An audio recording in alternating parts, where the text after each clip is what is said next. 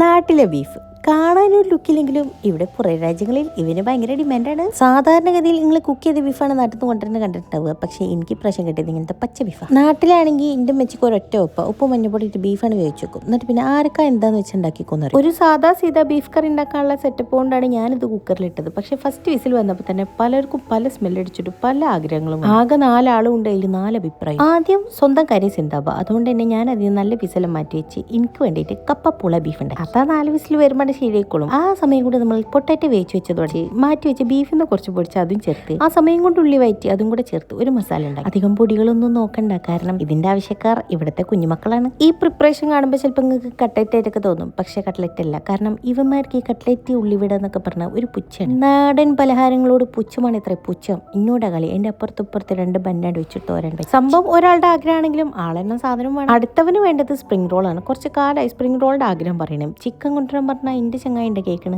എന്നോടെ കളി. അതും ഞാൻ അങ്ങോട്ട്. പക്ഷെ അതിപ്പോ പൊരിക്കൂല, അതുകൊണ്ട് തന്നെ ഫ്രോസൺ ആക്കി വെച്ചാൽ 2 ദിവസത്തിന് ഉണ്ടാക്കും. ഇനി കുറച്ചെടുത്ത് പൊരിക്കുകയും ചെയ്ത്. എന്താന്ന് ഇവിടെ ഒരു ബീഫ് മസാലയുടെ പാക്കറ്റ് ഇരിക്കുന്നുണ്ട്. എന്റെ കുട്ടീന്റെ വിചാരം ആ പൊടി ഇട്ടാൽ അതിന്റെ പുറത്ത് കാണുന്ന അതേ ബീഫ് വരുന്നു. അവൻക്ക് ഒരു താല്പര്യമില്ലെങ്കിൽ ലുക്കിന് വേണ്ടി മാത്രം അതിൽ വെളുത്തുള്ളി ഉള്ളിയും തേങ്ങാക്കൊത്തും ചേർത്തത്.